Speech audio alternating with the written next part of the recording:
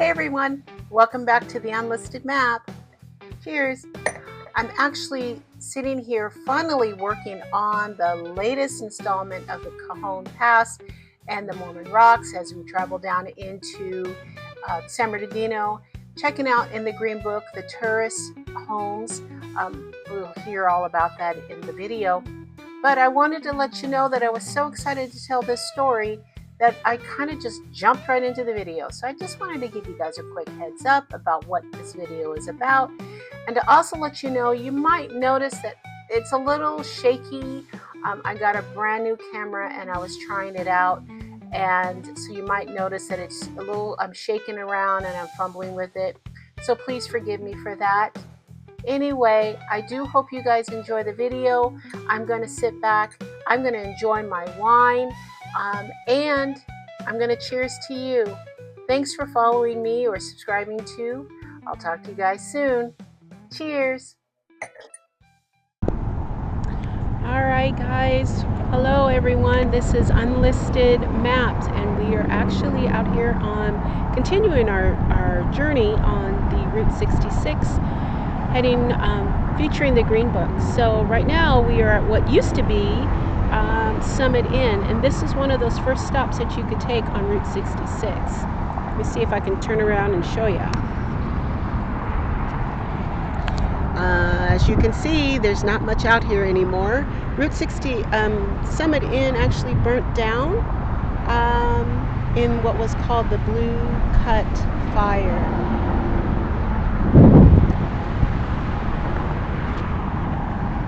And you can kind of see up there that it is now Opportunity.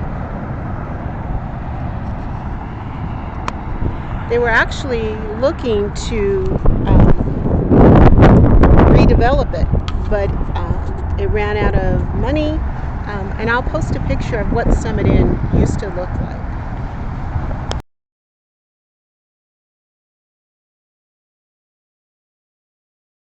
It originally opened in 1928, right at the summit, when Route 66 was realigned in 1952. The inn moved to its most well-known location, 5970 Mariposa Road. It was a major celebrity stop. Elvis Presley once famously kicked the jukebox there because it didn't have any of his records. Imagine that. For decades, it was owned by C.A. Pop Stevens, but many people remember Hilda Vining, a German immigrant who managed it for years. Her story of hospitality at the top of the pass added a lot of soul to the place. It wasn't just a diner, it was a vantage point. People would stop there just to cool their engines and look down at the valley they just climbed.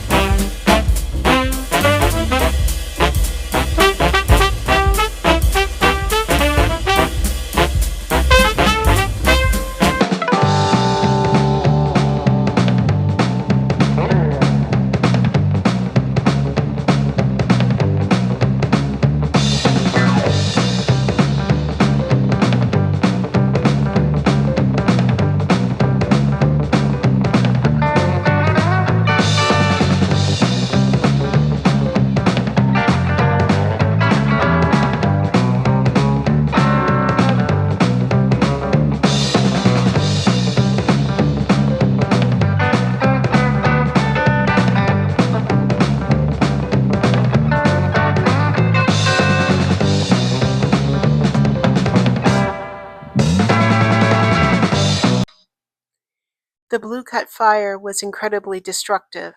For its size, moving with a speed that shocked even seasoned firefighters. The fire moved so fast that the staff barely had time to get out. So it's a stark reminder of how quickly these permanent landmarks can vanish, leaving only the concrete slab you're standing on, but in my case, just a dirt lot. The fire burned 36,274 acres, roughly 57 square miles. It started on August 16, 2016, and was 100% contained by August 23, 2016. It destroyed 321 acres, including the Summit Inn. Standing in this empty lot, it's wild to think that it took less than an hour for the fire to jump from the west side of the I-15 over to the inn.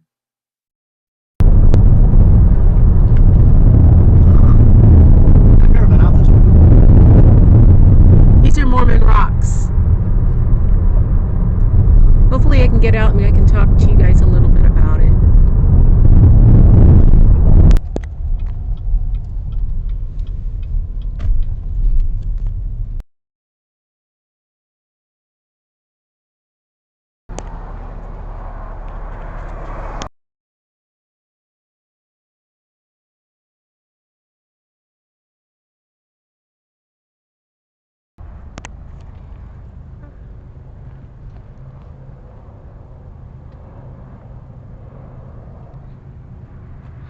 These are Miocene aged, so that's roughly 18 to 20 million years old.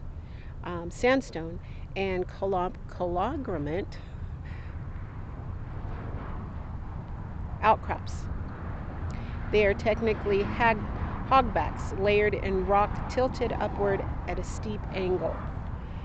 They sit directly within San Andreas fault line. The tectonic pressure is what literally shoved these rocks out of the ground and tilted them up. Let's see if we can get a little closer where you guys can see.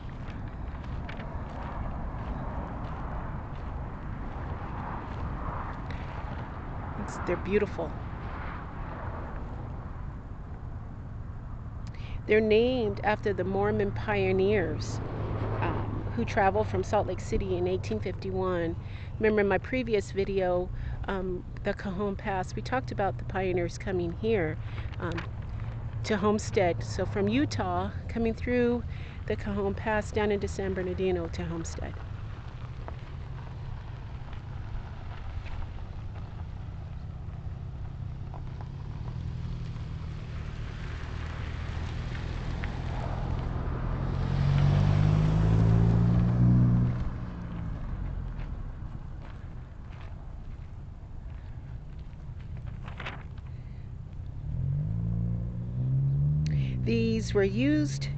These rocks were used as a landmark and a campsite.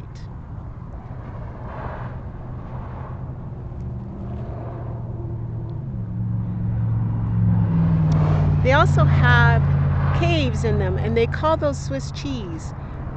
And that is where, what happened? And the Swiss cheese is actually holes. They're natural caves used by hawks, owls, and ravens.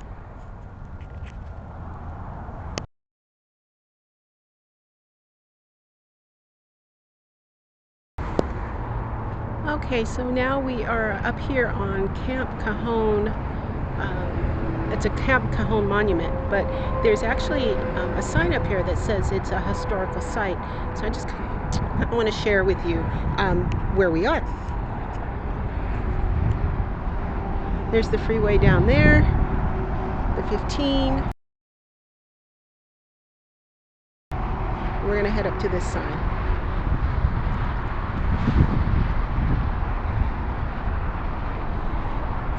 Dedicated, Camp Cajon Monument is dedicated July 4th to commemorate the original Camp Cajon Monument located near this site and dedicated July 4th, 1919.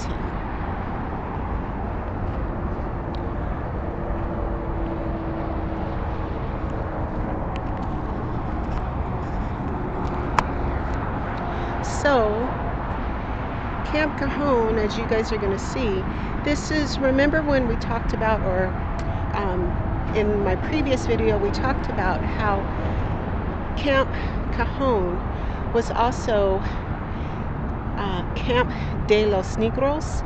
It was also the Okie camp, and so this is the monument for that. And I'm going to turn around and show you.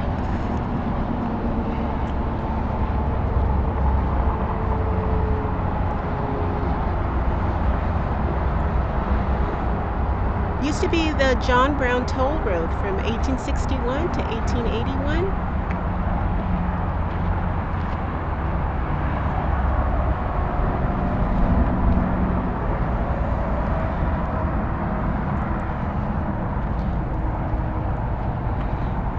Camp Cajon began December 23rd,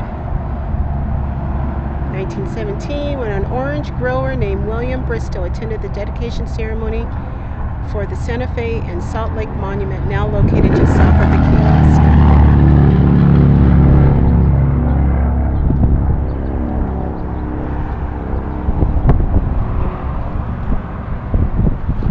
And this is pretty cool, guys, because I have never been up here. This is my first visit too.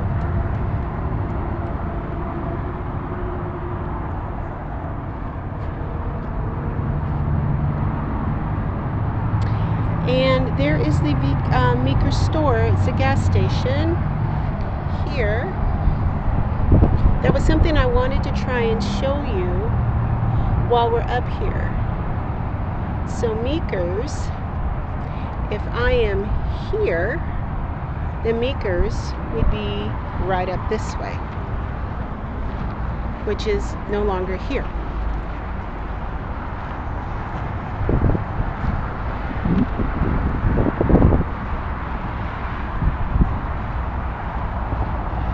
To him who in the love of nature holds communion with her visible forms, she speaks a various language.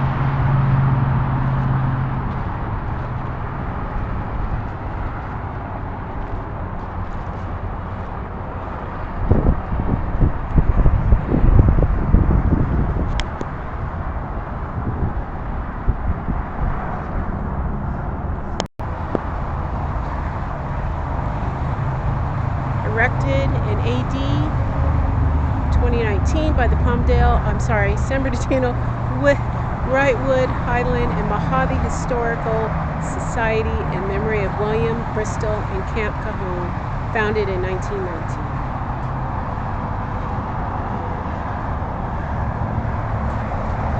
Oh,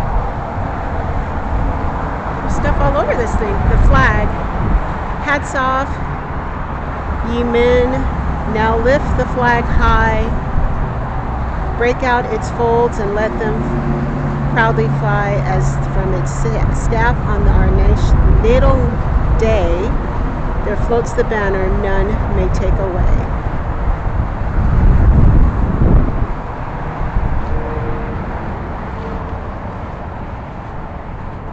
You can come up here and have a picnic.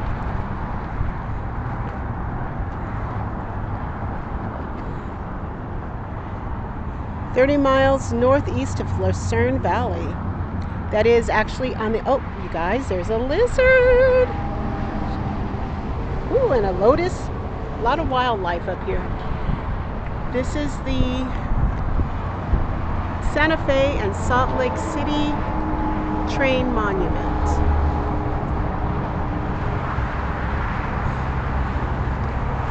I can't get too close.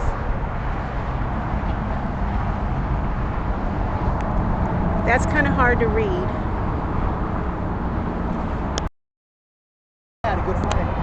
This is pretty cool too. You can see how far we are. So Chicago, actually, if we are on Route 66, this is actually telling us how far we have to go.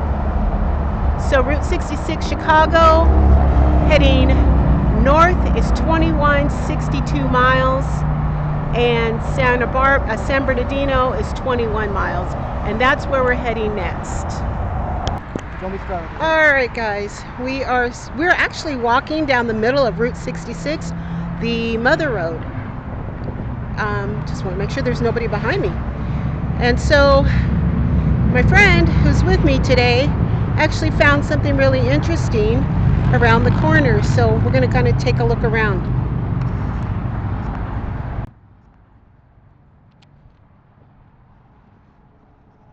How interesting it is, but we'll find out. Well, I scouted. That's not on here. Oh, this is the Pacific Trail. So this is a hiking trail. Yeah. Yeah. There. I'm not hiking up there. Wanna hike up there?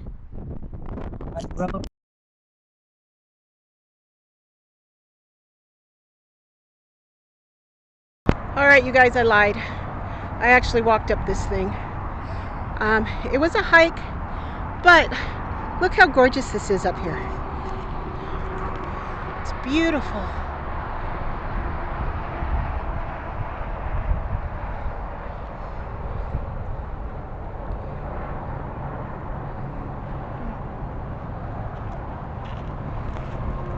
It is a hiking trail.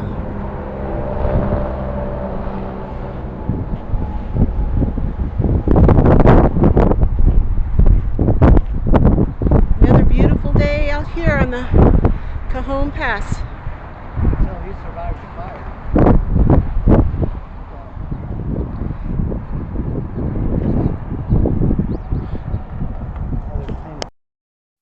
The Pacific Trail crosses historic Route 66 at a single point in California's Cajon Pass, specifically near the Camp Cajon historic site on Wagon Trail Road.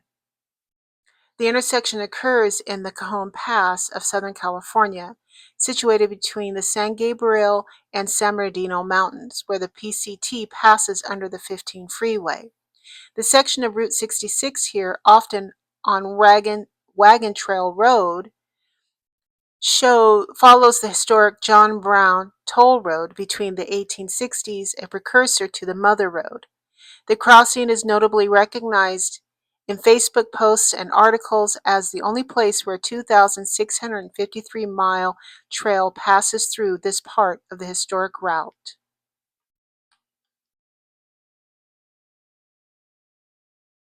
All right, so I took another look at this map, and it looks like Meeker's Garage. So this whole area was a camp, was an actual camp site. And so up the ways there, I'm going to see if I can walk up a little bit.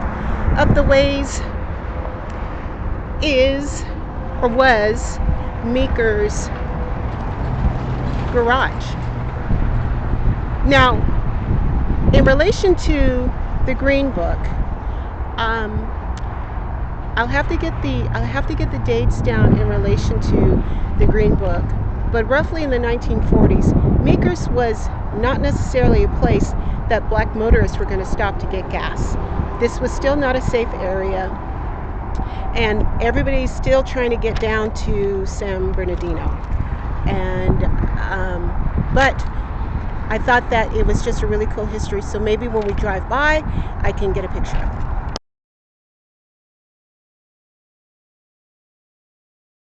Camp Cajon was a celebrated 1919 rest stop and welcome station located in the Cajon Pass on the National Old Trails Highway, later Route 66, designed to provide relief to motorists entering Southern California.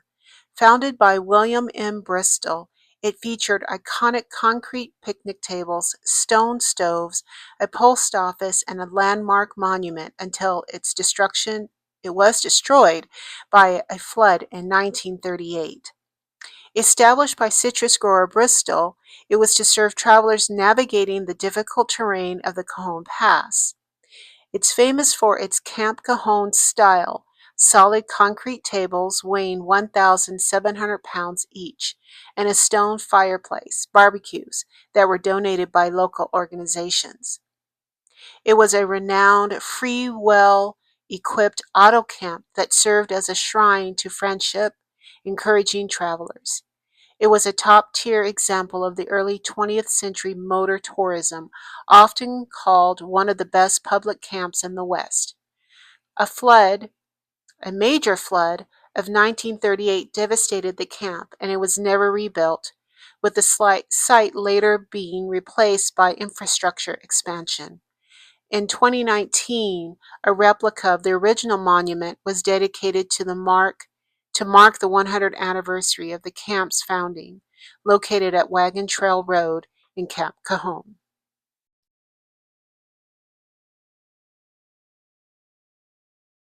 This photo is actually what Camp Cajon would look like during that time. Meeker's garage is actually around the corner close to where the Pacific Trail had started. Meeker's garage, along with a cafe and gas station, was a crucial service stop founded by Marion Meeker in 1919, at the same time that Camp Cajon was founded. At the central southern end of the historic Camp Cajon on the National Old Trails Road, later Route 66. It served travelers with vehicle repairs, fuel, and supplies before the steep climb to Camp Cajon. Situated adjacent to the southern end of Camp Cajon and the Cajon Pass, it provided a garage for auto repairs, a cafe, lunch counter, a grocery store, and gas pumps. Later, it included rental cabins for travelers. It was a key stop for repairing overheated engines during the 1920s and 1930s. The location was near the current-day CHP truck scale on the 15 freeway.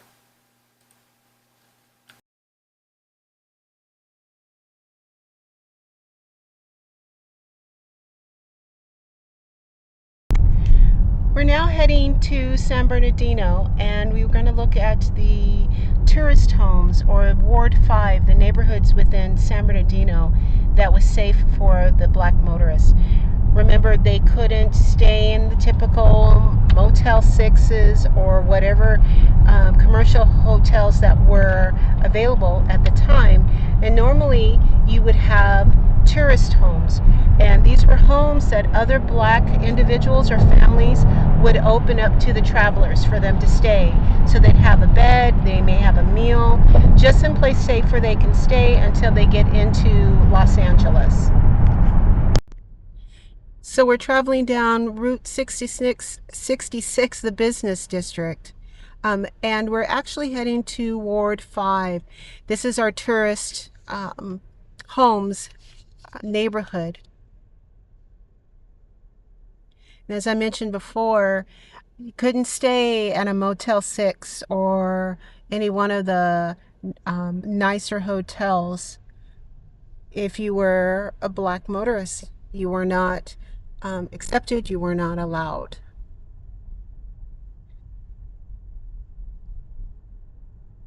Some of these old buildings, not sure how old they are, but they have some history to them, I'm sure.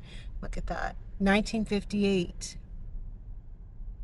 Hope you guys saw that.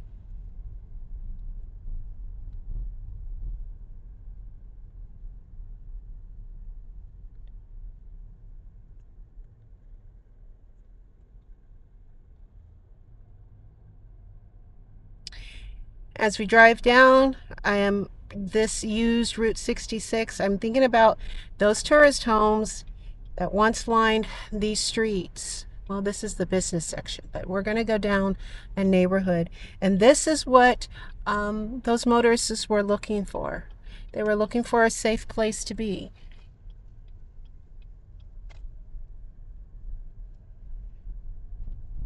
They were nervous system stations to the outside world. This was just a house in the 5th Ward.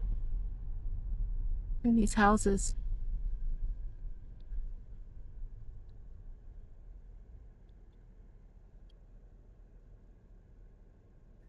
But to a traveler who had just navigated the high-stress climb of the Cajon Pass, the front porch was the first place they truly exhaled.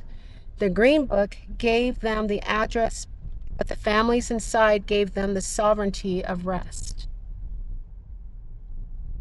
So we're actually looking for one of the tourist homes.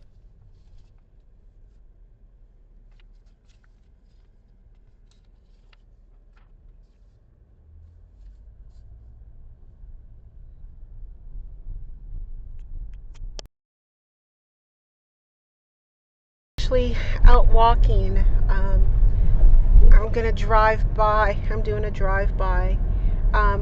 But according to the census records in 1947, two homes weren't just houses, they were nodes in the secret network of safety. On the unlisted map, a front porch on 6th Street was a finish line for a family.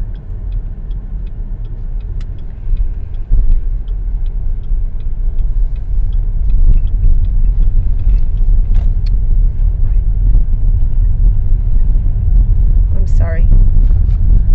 I got turned around.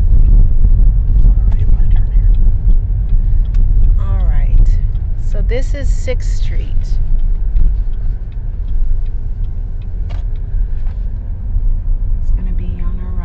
There were actually 3 homes on 6th Street. So these were close together. There was a home.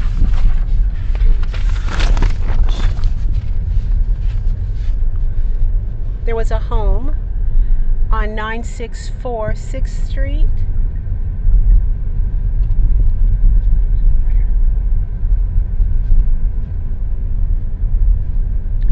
That I'm sure is not the same house that it was. There was also a home on 939 West 6th Street, which was actually, I don't think it's here anymore. Yeah. There's that one. And then there was a home on 981 6th Street.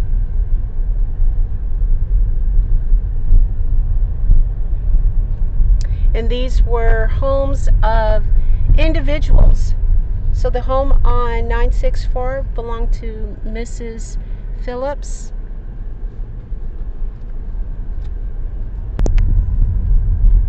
Okay, so this is 6th Street. Again, this is the safe haven. This is where the black motorists in the Green Book, from the Green Book, they were looking for their places to stay. Some of these homes, at least one of the homes that I located, is no longer around. It was demolished. But there was the other 2 homes, 964 and 981.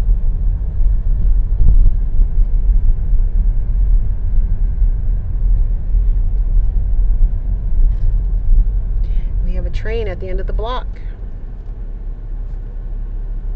Straight.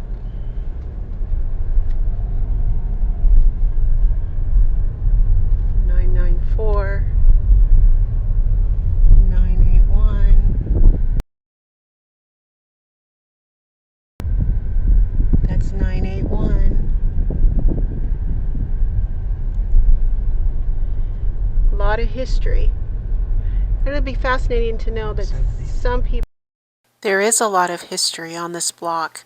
Starting at 939, the vacant field was owned by an M.S. Carlton, and it was demolished, but it was a tourist home from 1930 to 1947.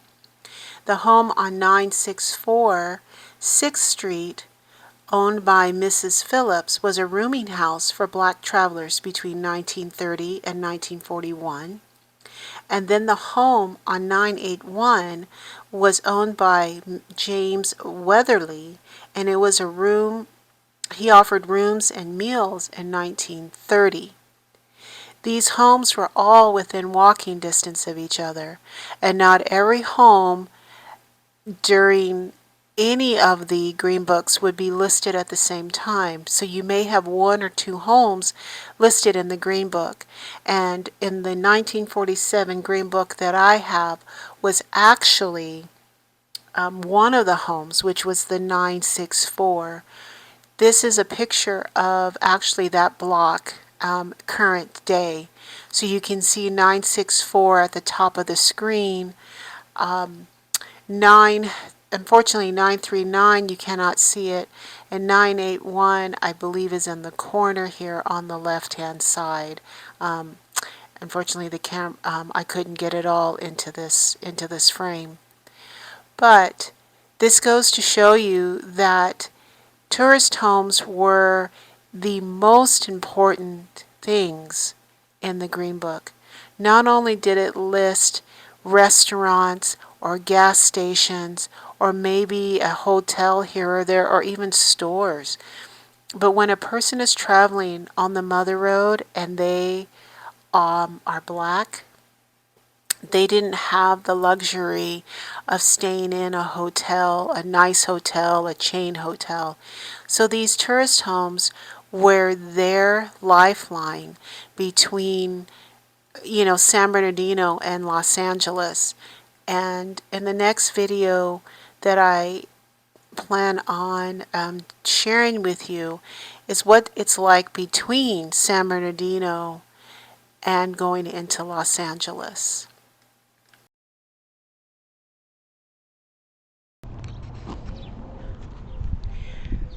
So we are now going to stop and grab some lunch here at Mitla Cafe. This is one of the oldest restaurants here on Route 66. It's probably one of the oldest, longest Mexican restaurants. It was a place that would serve black families, black people coming through San Bernardino.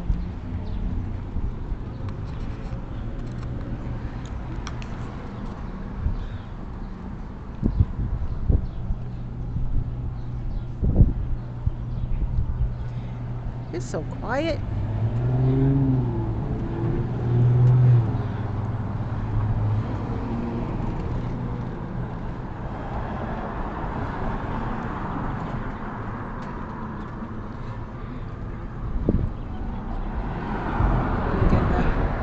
Can't get the sign. Oh, that would be so pretty lit up. All right. Gonna go in and get something to eat. Okay, so we are here at Mitla's and we're getting ready to put in an order. Like I said, it's a nice Mexican restaurant. So let's see what it's on the menu. Got some a la carte breakfasts and soup, salads.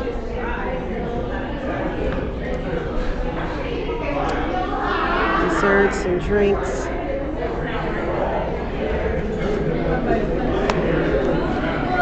I'll check in with you guys after we eat.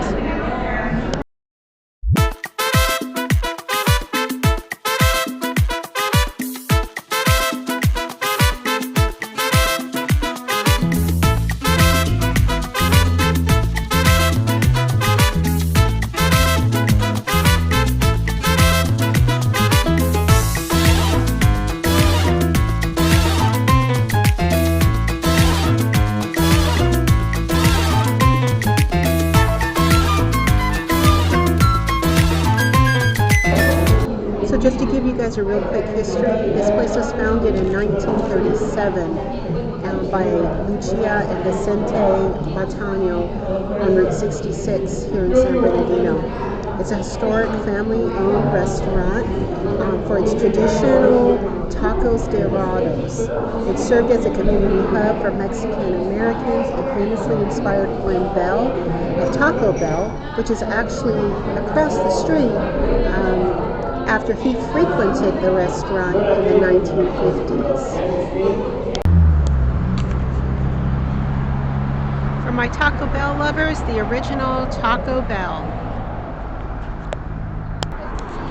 All right, people, that was a pretty good lunch. I don't know if it was overpriced but the food was good and there was lots of it. So maybe that was okay. But we are going to end our video here. Thank you for riding along with us today, and I look forward to seeing you again on the Unlisted Map, where we will continue our journey down Route 66 and the Green Book. We'll talk to you guys soon. Bye.